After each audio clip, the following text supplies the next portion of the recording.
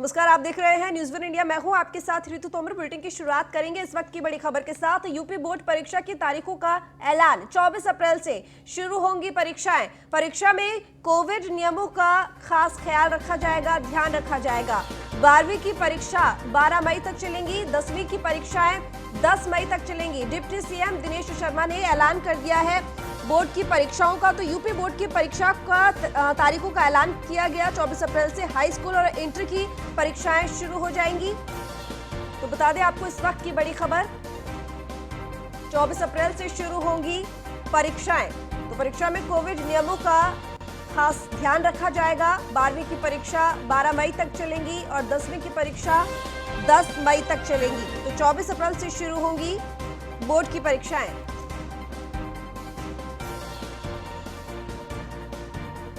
तो एसके वाजपेयी इस वक्त हमारे साथ जुड़े हुए ज्यादा जानकारी के साथ हमारे संवाददाता एसके। अब बोर्ड की परीक्षाओं को लेकर जो असमंजस की स्थिति बनी हुई थी तारीखों के ऐलान को लेकर, अब वो खत्म हो गई है। उन बच्चों का इंतजार खत्म हुआ जो कि बेसब्री से इंतजार कर रहे थे। बोर्ड की डेट्स आखिर, बोर्ड एग्जाम्स की डेट आखिर कब सामने आएंगी? बिल्कुल निश्चित तौर पर हम देखें जिस तरीके से उत्तर प्रदेश सरकार लगातार प्रयास कर रही है। उत्तर प्रदेश में पंचायत चुनाव भी हैं और त्रिस्तरीय पंचायत चुनाव की तिथियों को लेकर भी लगातार काम हो रहा है। उसी बीच में बोर्ड परीक्षाएं भी आ रही थी, लेकिन अब उत्तर प्रदेश सरकार की तरफ से deputy CM doctor Dinesh Sharma ने हाई स्कूल और इंटर की परीक्षाओं की तिथियां घोषित कर दी हैं। 24 अप्रैल से उत्तर प्रदेश में यूपी बोर्ड की परीक्षाएं होंगी, जिसमें हाई स्कूल और इंटर दोनों की परीक्षाएं होनी है। जिसमें हाई स्कूल की परीक्षाएं 10 दिन चलेंगी और इंटर की परीक्षाएं 15 दिन चलेंगी। ये दोनों परीक्षाएं संयुक्त रूप से 12 मई को खत्म हो जाएंगी।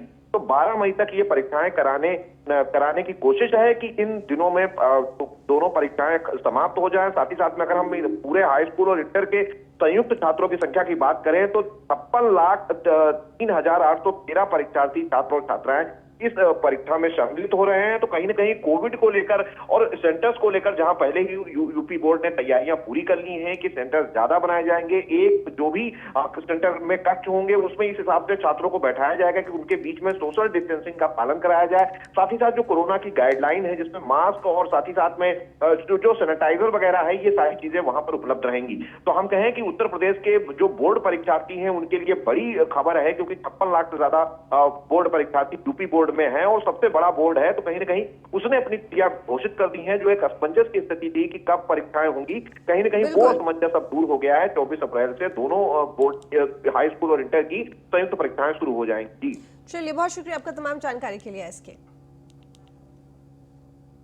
तो झांसी से खबर, जहां पर ओरछा गेट के बाहर चला स्वच्छता अभियान। प्रदेश अध्यक्ष स्वतंत्र देव सिंह ने साफ सफाई की। खुद अपने हाथों से कूड़ा उठाकर साफ सफाई की। प्रदेश अध्यक्ष स्वतंत्र देव सिंह ने स्वच्छता अभियान प्रधानमंत्री का संकल्प स्वतंत्र देव सिंह ने इस दौरान कहा। मौके पर बीजेपी के सभी पदाधिकारी भी मौजूद रहे। तो खुद अपने हाथों से कूड़ा उठाकर साफ सफाई की गई प्रदेश अध्यक्ष स्वतंत्र देव सिंह द्वारा।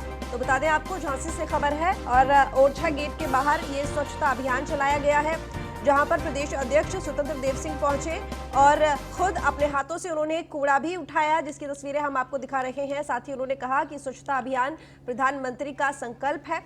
मौके पर बीजेपी के सभी पदाधिकारी भी मौजूद थे। तो ये जो तस्वीरें हैं उसी दौरान जब साफ सफाई अभियान चल रहा था और प्रदेश अध्यक्ष स्वतंत्र देव सिंह ने खुद झाड़ू लगाते हुए, साफ सफाई करते हुए अपने हाथों से ये कूड़ा करकट उठा के डाला। तो ऐसे में उन्होंने ये भी कहा कि ये क्योंकि प्रधानमंत्री का संकल्प है स्वच्छता अभियान, तो ऐसे में हमें इसका खास ध्यान रखना चाहिए और इस अभियान को जितना हो सके उतना सफल बनाना चाहिए। आप करो, 1 मिनट आप करो, फोटो खिंचवाओ, चाहे क्या करो, लेकिन आपके दिल में 1 मिनट लोगों के मन में क्या है लोगों के मन में क्या है वो अलग विचार है, लेकिन मैं दिल से करते हैं हम सब आदरणीय मोदी जी के और भारतीय जनता पार्टी पंडित दीनदयाल उपाध्याय के बताए हुए मार्ग पर हम लोग चलते हैं और दिल से करते हैं। चाहे गरीब को प्रधानमंत्री आवास देना हो, चाहे स्वच्छता अभियान, और स्वच्छता अभियान न चलता देश के अंदर आदरणीय मोदी जी के नेतृत्व में तो ये दिखाई नहीं देता। देश के अंदर जो दिखाई दे रहा है आदरणीय योगी जी के नेतृत्व में, बच्चे जापानी बुखार से मरते थे, वहीं आदरणीय योगी जी ने जब गोरखपुर में एक स्वच्छता अभियान चलवाया और जबरदस्त स्वच्छता अभियान चलाया और श्रमदान करवाया, पानी गंदगी हटवाया, सब कुछ है। आज बच्चों की मृत्यु दर एकाक दो हो गया है, जहां पर 500-500 लोगों का देहांत होता था। इसलिए गंभीरता से भारतीय जनता पार्टी सरकार कोई अनौपचारिकता नहीं रहता, गंभीरता से। चमोली के रैनी गांव में रेस्क्यू ऑपरेशन लगातार जारी है। आज तीसरा दिन है इस रेस्क्यू ऑपरेशन को चलते हुए। एनडीआरएफ, एसडीआरएफ के जवान लगातार रेस्क्यू ऑपरेशन कर रहे हैं। रैनी गांव से मलबे को हटाया जा रहा है। आपदा के बाद लोगों को रेस्क्यू किया जा रहा है। पूरी कोशिश की जा रही है कि लोगों को सुरक्षित निकाला जा सके, बचाया जा सके। और लगातार आज तीसरा दिन एक्सक्लूसिव तस्वीरें हम आपको दिखा रहे हैं। इस वक्त न्यूज़ इंडिया की टीवी स्क्रीन पर आप साफ देख सकते हैं। इसके साथ ही न्यूज़ इंडिया की टीम वहां पहुंची हुई है और एक एक अपडेट आपको इस रेस्क्यू ऑपरेशन से जुड़ी, इस घटना से जुड़ी जानकारी हम आपको लगातार देने की कोशिश कर रहे हैं। तो चमोली के रैनी गांव में ये रेस्क्यू ऑपरेशन चल रहा है। एनडीआरएफ, एसडीआरएफ, आईटीबीपी के जवान मौजूद हैं। रेस्क्यू ऑपरेशन को लगातार तीसरा दिन है और दिन रात काम हो रहा है। रैनी गांव से मलबे को हटाया जा रहा है, वो मलबा जो कि नदी के साथ बहकर आया। और ना जाने कितने ऐसे गांव हैं, कितने ऐसे घर हैं जो कि इस त्रासदी में पड़े। इस त्रासदी का कह सकते हैं कि कहीं ना कहीं बहुत से ऐसे घर होंगे जिन्होंने इस त्रासदी से हुए नुकसान को भुगता है। बहुत से ऐसे लोग हैं जो कि लापता हो गए हैं, उनको लगातार ढूंढने की कोशिश की जा रही है। तो चमोली के रैनी गांव में रेस्क्यू ऑपरेशन चौथे दिन भी जारी है। जिंदगी की तलाश में चौथे दिन भी जवान जान की बाजी लगाकर ऑपरेशन जिंदगी को अंजाम देने में लगे हुए हैं। हमारे एसोसिएट एडिटर ब्रजेश श्रीवास्तव भी ग्राउंड जीरो पर मौजूद हैं। उन्होंने एक रिपोर्ट तैयार की है, आपको दिखाते हैं वो रिपोर्ट। मलबे के ढेर में जिंदगी को तलाशने का देवदूतों का अभियान आज चौथे दिन भी लगातार जारी है। एसडीआरएफ, एनडीआरएफ, आईटीबीपी और सेना के जवान दिन रात एक एक मलबे को खंगाल करके ये तलाशने में जुटे हैं कि क्या कोई जिंदगी अभी भी बची है, या फिर अगर अब वो तमाम ऐसे भी डेड बॉडी जो सौ निकल रहे हैं इस मलबे से, उनको भी उनके अपनों तक पहुंचाने के लिए लगातार ये देवदूत पूरे दिन और पूरी रात जद्दोजहद कर रहे हैं। इस वक्त भी आज चौथा दिन है। एसडीआरएफ का जो रेस्क्यू है और इसके साथ सर्चिंग ऑपरेशन वो भी लगातार चल रहा है। इस समय इंस्पेक्टर हरक सिंह हमारे साथ हैं। सर, एक चीज़ ये बताइए, अगर बात करें आज चौथा दिन है, जिस तरह से आप लोग सर्चिंग ऑपरेशन चला रहे हैं, रेस्क्यू भी चला रहे हैं, अभी तक क्या कुछ ऑपरेशन में अपडेट है, क्या कुछ प्रोग्रेस है? अभी तक यहाँ पर जो है, जो मलबा आ रखा है उसमें केवल 4 बॉडी मिली है, क्योंकि उसमें मैन पावर की ज़रूरत नहीं है, क्योंकि मैन पावर उतना नहीं कर पाए, क्योंकि मलबा इतना आ रखा है कि उसमें मशीनरी काम करेगी और मशीनरी काम कर रही है यहाँ पे। बाकी जो यहाँ से जो कटअप हुआ है ये इधर के गांव जो 12-13 गांव हैं, तो उसके लिए हम प्रयास कर रहे हैं कि कोई राहत सामग्री भेजा जाए, जैसे आवश्यक चीज़ें, दवाइयाँ वगैरह और भोजन आदि की जो इसके साथ सर्चिंग ऑपरेशन भी चल रहा है। मैं जरा से अपने कैमरामैन से कहूँगा जरा पीछे दिखाई, ये एसडीआरएफ आप ही का सर्चिंग ऑपरेशन है, ये पीछे जो चल रहा है? जी जी जी, तो ये हमारा सर्चिंग ऑपरेशन चल रहा है, क्योंकि वहाँ बहुत ही दलदल है। हमने कई ऊपर से जो टेन टूट के आए थे, तो उनको डाल के बड़ी मशक्कत के बाद वहाँ तक पहुँचा जा रहा है कि जहाँ जहाँ संभावना हो सकती है, जहाँ तक। तो क्या कुछ इनपुट्स मिल रहे हैं क्या कि वहाँ पर कुछ ऐसा हो सकता है कि गांव वालों ने बताया, उसके आधार पर आइडेंटिफाई कर रहे हैं जो है? ऊपर से गांव वाले आने, क्योंकि उनका जो इस मलबे में लापता हो गए या क्या वहाँ के लोग कुछ गायब हैं क्या उस घर के पास? जी जी जी जी। अच्छा, तो उनका आशंका है कि यहाँ दबे हो सकते जी जी, यही था वो जो इसमें हताहत हो गया। जी जी, तो उसको ढूंढने के लिए प्रयास जारी है, प्रयास किया जा रहा है, तो उसी के लिए टीमें काम कर रही जी हैं। जी। तो इस तरह से अलग अलग इलाकों में आपकी और भी टीमें काम कर रही जी हैं? जी, हमारी टीमें यहाँ ये जो टनल है तपोवन में, उसमें भी काम कर रही है। फिर टनल से नीचे जहाँ जहाँ पब्लिक का या संभावना हो सकती है उस जगह लगातार सर्चिंग चल रही है। यहाँ से लेकर के आपको रेणी से लेकर के सीधे ये नीचे श्रीनगर तक लगातार सर्चिंग चल रही है। बिल्कुल, तो देखिए एसडीआरएफ का महाअभियान इस वक्त चल रहा है। सबसे बड़ी बात यह है कि एसडीआरएफ को चूंकि उत्तराखंड में जो डिजास्टर रिलीफ को लेकर के जो है जो यूनिट्स है वो एसडीआरएफ है और ऐसे में इनको यहाँ के लोकेशन की जानकारी भी है और भौगोलिक परिस्थितियों से बेहतर वाकिफ होने की वजह से ये लगातार सर्च ऑपरेशन चला रहे हैं। सबसे बड़ी बात ये है कि ऋषिगंगा से उसके बाद जो सैलाब बह कर के आया और जहाँ जहाँ कहीं पर भी मलबा एकत्र है या फिर जहाँ पर भी संभावनाएं बनती हैं कि यहाँ कोई फंसा हो सकता है, किसी की डेड बॉडी हो सकती है, उसको लेकर एसडीआरएफ लगातार अपना अभियान चला रहा है। सबसे बड़ी बात यह है कि अभी तक अगर रेडी गांव के पास मलबे से 4 शव मिले हैं, लेकिन उसके बाद अब जो पूरी ऋषिगंगा और ये धौलगंगा जो नदी है, इस नदी में भी जो सर्च ऑपरेशन चल रहा है, लेकिन अभी तक कोई बड़ी कामयाबी नहीं मिल पाई है। रेस्क्यू ऑपरेशन में एनडीआरएफ और एसडीआरएफ के जवानों के सामने कई कठिनाइयां आ रही हैं, लेकिन हर परिस्थितियों से निपटने के लिए जवान तैयार हैं। सैटेलाइट के जरिए कैसे रेस्क्यू ऑपरेशन हो रहा है, इस पर भी हमारे एसोसिएट एडिटर ब्रजेश श्रीवास्तव ने एक रिपोर्ट तैयार की है। देखिए। हिमालय से आई तबाही के बाद हर तरफ बर्बादी का मंजर है और यहां से जीवन की तलाश करने के लिए बाकायदा एनडीआरएफ का पूरा दस्ता 5-5 यूनिट्स, जो गाजियाबाद से 5 यूनिट्स यहाँ जोशीमठ आई हैं, वो लगातार युद्ध स्तर पर जो है रेस्क्यू ऑपरेशन चला रही हैं, सर्च ऑपरेशन चला रही हैं। और सबसे बड़ी बात ये है कि आप ये देखिए, ये एनडीआरएफ का कंट्रोल रूम है, ये एक मिनी कंट्रोल रूम है और सबसे बड़ी चीज़ है कि यहाँ से सीधी लाइव नेटवर्किंग दिल्ली और इसके साथ ही अलग अलग जहां एनडीआरएफ के जो हेडक्वार्टर्स के साथ साथ जहां भी सुपीरियर अधिकारी हैं, वो यहां से लाइव मॉनिटरिंग भी करते हैं और बाकायदा इसके लिए एक पूरा देखिए सैटेलाइट कमांड सेंटर भी एनडीआरएफ ने अपना इस्टेब्लिश किया हुआ है।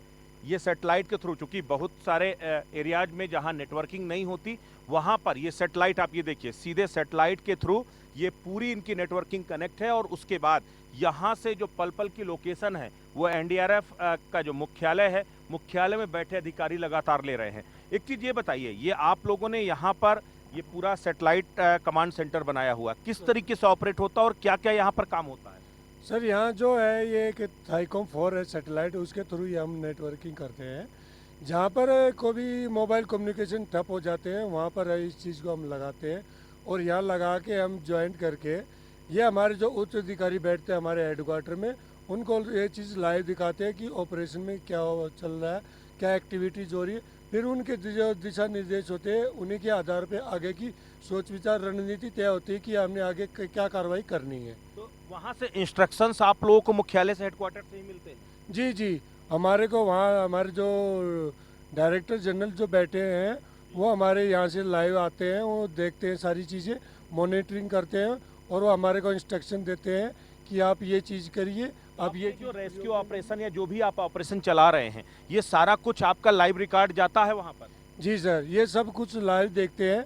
जब भी हमारे साहब को टाइम लगता है, हम लाइव उनको दिखाते हैं और ये चीज़ें जो लाइव देख के वो मॉनिटरिंग करते हैं और ये देखते हैं कि हमारे इंस्ट्रक्शंस उसके बाद हाँ किस चीज़ की ज़रूरत है, कौन सा इक्विपमेंट हमारे यहाँ कारगर होगा, उस इक्विपमेंट को हम आगे अप्लाई करते हैं। अच्छा, ये क्या कैमरा यूनिट, ये कैमरा इसके जरिए से आप लोग दिखाते हैं जो है? ये वेब कैम है जी। इससे हम करीबन 1 किलोमीटर दूर तक देखिए, मैं कैमरामैन से कहूँगा कि जरा ये तस्वीर दिखाएं कि देखिए इस तरीके से बाकायदा ये मॉनिटरिंग होती है। ये कैमरे से, वेब कैम से ये जो दृश्य है ये सीधे एनडीआरएफ के मुख्यालय से अटैच होता है, क्योंकि सैटेलाइट के साथ अपलिंक है। और सबसे बड़ी बात यह है कि इस सैटेलाइट के थ्रू एनडीआरएफ की जहां जहां की भी यूनिट चाहेगी तो इसको देख सकती है, उस सैटेलाइट के साथ अपने आप को जो है जोड़ करके, और इसके जरिए वो तमाम, चाहे वो कितने भी रिमोट इलाके हों जहां पर नेटवर्क हो या नहीं, बावजूद इसके मुख्यालय के साथ पूरी तरीके से अटैच रहते हैं और वहां से इनको अपग्रेडेड इंस्ट्रक्शंस मिलते हैं कि अब इस ऑपरेशन को किस तरीके से आगे लेकर के जाना है। क्योंकि सबसे बड़ी बात यह है कि जो यूनिट्स यहां पर काम करती हैं वो तो दिन रात मेहनत कर ही रही हैं, लेकिन जो सेंट्रल कमांड सेंटर यूनिट्स बनाई गई हैं वो भी दिन रात मॉनिटरिंग करती हैं। और सबसे बड़ी बात यह है कि एनडीआरएफ के तमाम आला अधिकारी भी इसको पूरी तरीके से देखते हैं, समझते हैं और उसके बाद आगे के ऑपरेशन को अंजाम देते हैं। तो बेहद ही टिपिकल टास्क है, लेकिन बावजूद इसके दिन रात एक करके एनडीआरएफ इस कोशिशों में जुटा है कि किसी तरीके से यहाँ पर जो आपदा आई है, जो तबाही हुई है, उसको मैनेज किया जा सके। वीडियो जर्नलिस्ट अतुल के साथ ब्रजेश श्रीवास्तव, न्यूज़ 1 इंडिया, रेडी गांव। एसडीआरएफ और एनडीआरएफ के जवान कैसे रेस्क्यू ऑपरेशन को अंजाम दे रहे हैं, एसोसिएट एडिटर ब्रजेश श्रीवास्तव की इस रिपोर्ट के जरिए देखते हैं। 1.5 दर्जन से ज़्यादा ऐसे गांव हैं जो इस पुल के टूटने के बाद पूरी तरीके से उनका संपर्क टूट गया था। और सबसे बड़ी बात यह है कि एक तरफ जहां रेस्क्यू ऑपरेशन चल रहा है, सर्च ऑपरेशन चल रहा है, इसके साथ ही अब दोबारा इन गांवों के साथ संपर्क जोड़ने के लिए इस पुल को बनाने की कवायद तेज हो गई है। आप देखिए किस तरीके से, अगर आप बीआरओ यूनिट्स को देखिए, ये पूरे अब बीआरओ यहाँ पर एक बार फिर यहाँ पर पुल बनाने की कोशिशों में जुटी हुई है। सेना के जवान भी अस्थायी रूप से पुल तैयार करने की कोशिश कर रहे हैं। इसके साथ ही अगर आप देखिए, क्योंकि सबसे बड़ी बात यह कि बेस भी उखड़ चुका है और अगर दोनों तरफ से आपको पुल तैयार करना है तो उसके लिए आपको उस बेस को बनाने की ज़रूरत पड़ेगी। आप देखिए ये जो मटेरियल, ये जो जालियाँ वगैरह उतर रही हैं, इसके साथ वो कंक्रीट का मटेरियल, आप जरा सामने वो तस्वीर देखिए कि किस तरीके से पूरी तरीके से कोशिश हो रही है कि किसी तरीके से पुल को बनाने का काम तेज़ी के साथ किया जाए, जिससे जल्द से जल्द जो पूरा संपर्क टूटा हुआ है गाँव से, उसको दोबारा बहाल किया जाए। तो ये कोशिशें लगातार की जा रही हैं और इसके लिए जो भी सामग्री की ज़रूरत है फ़िलहाल वो आ रही है। सबसे पहले बेस तैयार होगा और उसके बाद फिर आगे का काम किया जाएगा। यहाँ पर कुछ यहाँ के इंजीनियर्स भी हैं, उनसे बात करते हैं। एक चीज़ ये बताइए सर, आप लोग यहाँ पर किस तरीके से निर्माण करेंगे पुल का? आप लोग कैसे? कुछ नहीं बोल, मुझे नहीं पता सर, आप लोग यहाँ पर निर्माण, ये अभी मटेरियल किस लिए उतारा जा रहा है? सर ये ब्रिज के लिए है, ब्रिज के यहाँ पत्थरों के लिए ब्रिज का क्या बेस तैयार होगा यहाँ पर? हाँ सर, बेस करेंगे, बेस तैयार होगा तो बिल्कुल ही ब्रिज का बेस यहाँ पर तैयार किया जाएगा और उसके लिए जो है यहाँ पर ये सब मटेरियल उतारा जा रहा है। सबसे बड़ी चीज़ है ये देखिए, ये पूरा पुल तबाह हुआ था, वहाँ का बेस है, वहाँ से तो ब्रिज को हैंग किया जा सकता है, लेकिन यहाँ पर यहाँ का पूरा बेस तक पूरा उखड़ गया। सबसे बड़ी चीज़ है, सबसे पहले यहाँ का बेस तैयार किया जाएगा, यहाँ पर पिलर खड़ा किया जाएगा और उसके बाद इस पिलर के बाद उस पुल को वहाँ से जाकर जोड़ा जाएगा। तो एक लंबी प्रक्रिया है, एक बड़ी चुनौती है।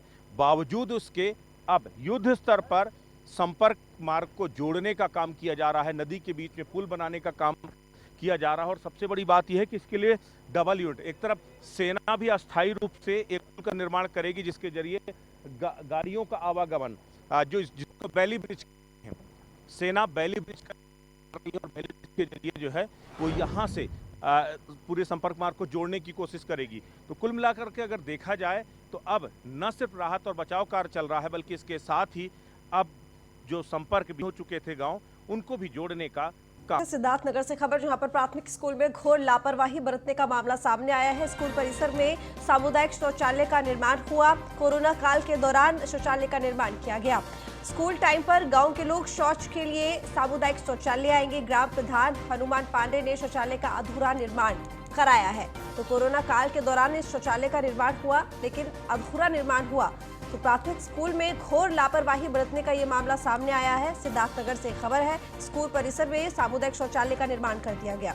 तो कोरोना काल के दौरान इस शौचालय का निर्माण हुआ और ये सामुदायिक शौचालय एक स्कूल परिसर में बनाया गया है। तो स्कूल टाइम पर गांव के लोग शौच के लिए अब सामुदायिक शौचालय आया करेंगे, जो कि स्कूल के परिसर में बना है। तो ग्राम प्रधान हनुमान पांडे ने इस शौचालय का अधूरा निर्माण कराया है, जो कि स्कूल परिसर में ही करवा दिया है। तो यानी कि जब बच्चे स्कूल में पढ़ने के लिए पहुंचेंगे, उस वक्त गांव के लोग सामुदायिक शौचालय का इस्तेमाल करने के लिए स्कूल में पहुंचेंगे। अभी आपके द्वारा जो है वो संज्ञान में लाया गया है मामला। इसके संबंध में मैंने बीडीओ को भी निर्देशित किया है कि चेक कर लें तो सामुदायिक शौचालय कब बना, क्योंकि स्कूल में शौचालय नहीं बनेगा सामुदायिक शौचालय, उसका निर्देश थोड़ा बाद में आया था। सामुदायिक शौचालय जब हमने बनाने शुरू किए थे उसके बाद में, तो इस वजह से कुछ स्कूल्स में ऐसी स्थिति आई है जहाँ पर सामुदायिक शौचालय बना है। और अगर ऐसा होता है तो उसमें बीडीओ साहब को निर्देशित किया गया, एक तो उसको अपना ख़त्म करा लें, कोई भी वो अपूर्ण नहीं रहना चाहिए जब सरकारी धनराशि उसमें लग गई है। और अगर वो बन गया तो सिर्फ बच्चों के उपयोग में आए, फिर सामुदायिक शौचालय उसको नहीं माना जाएगा, उसको स्कूल का शौचालय माना जाएगा। और सामुदायिक शौचालय जो है उसके लिए अलग से मांग निर्देशन भी ले लिया जाएगा शासन से कि ऐसे प्रकरणों में क्या करना है, और उसको एक और सामुदायिक शौचालय आवश्यकता होगी गाँव में एक और उसमें बनाया जाएगा। अब नियमतः तो विद्यालय में नहीं होना चाहिए सर, लेकिन अब कोरोना काल के उस उपरांत जो विद्यालय बंद था, उसी विद्यालय में निर्माण कराया गया शौचालय का। और जिसमें जानकारी भी नहीं हुआ और मतलब पूरा भी हो गया है। और जब विद्यालय खुला तो उसमें मतलब ये सूचना कार्यालय तक भेजा गया कि सर मेरे विद्यालय में मतलब सामुदायिक शौचालय बना है। तो क्या हुआ क्या नहीं हुआ वो तो भाई अब वही अधूरा भी अभी क्या पूरा नहीं हुआ?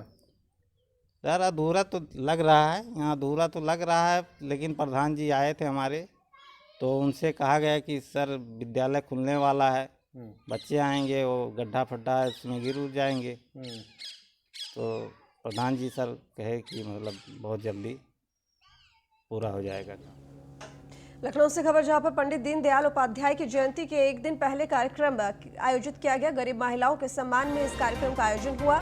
सबका साथ सबका विकास की तर्ज पर इस कार्यक्रम का आयोजन किया गया।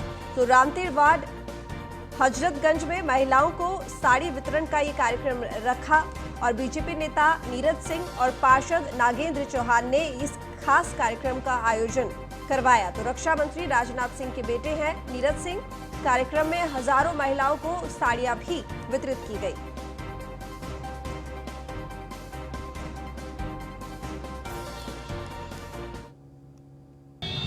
पंडित दीनदयाल जी को समर्पित ये सेवा का कार्यक्रम हमारे वरिष्ठ पार्षद आदरणीय नागेंद्र सिंह चौहान जी के माध्यम से नरी के इस क्षेत्र में किया गया है। यहाँ पर सभी गरीब महिलाओं के बीच में आज साड़ी बांटने का कार्यक्रम, पूर्व में भी नागेंद्र जी के माध्यम से नरी में अनेकों समाज को समर्पित गरीब अंतिम सीढ़ी पर बैठे हुए व्यक्ति की चिंता करने का काम एक पार्षद के रूप में कर रहे हैं। आज इस कार्यक्रम में मैं भी पहुंचा और हर्ष है कि इस प्रकार से जनता की सेवा का काम यहाँ। तो वही बिजनौर में शुगर मिल में कंप्रेसर फटने से हादसा हुआ। हादसे में 2 कारीगर घायल हो गए हैं। दोनों घायलों को अस्पताल में भर्ती कराया गया है। सोहारा थाने के अवध शुगर मिल का ये मामला है जहां पर ये हादसा हुआ कंप्रेसर फटने की वजह से। तो शुगर मिल जिसमें कंप्रेसर फटने की वजह से हादसे में 2 कारीगरों की घायल हो गए हैं और उनको अस्पताल में भर्ती कराया गया है।